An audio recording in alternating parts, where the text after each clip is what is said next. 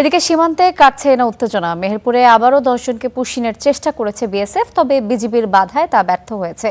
আর কুড়িগ্রামের রৌমারীতে টানা 15 দিন ধরে শূন্য রেখায় অবস্থান করছেন 3 যুবক।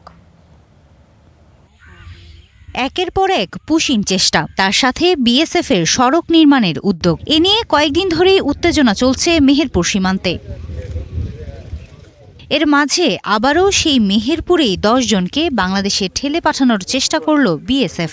নাজিরাকোনা সীমান্ত দিয়ে এসব মানুষকে পুশিনের চেষ্টা করা হয়, তবে তা প্রতিহত করছে বিজিবি, সাথে ছিল গ্রামবাসীও। পুশিং কিন্তু এখন পর্যন্ত সফল হয়নি, আমরা কিন্তু আটকাতে পেরেছি এবং ধরতেও পেরেছি। তো ওরা যেভাবেই চেষ্টা করুক না কেন, সবগুলাকে ট্যাকেল দেওয়ার জন্য আপনারা আমাদের টেকনিক্যাল সক্ষমতা বলেন, আমাদের জনবল বৃদ্ধি বলেন, স্থানীয় লোকজনের সাথে আমাদের কোলাবোরেশন বলেন, সবগুলা ক্ষেত্রেই আসলে এখন আমরা মোটামুটি আগের চাইতে অনেক বেশি গভীরভাবে এবং আরো অনেক বেশি কৌশলী কার্যকারীভাবেই পদক্ষেপগুলো নিয়েছি। বদলায়নি কুড়িগ্রামের রৌমারীর ভন্দুরচর সীমান্তের শূন্যরেখার চিত্র। টানা 15 দিন ধরে খোলা আকাশের নিচে অবস্থান করছেন 3 যুবক।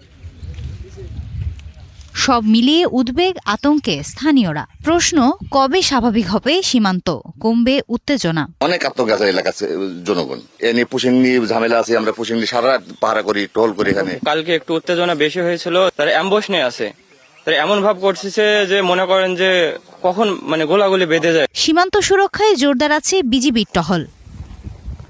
Desk report, star news.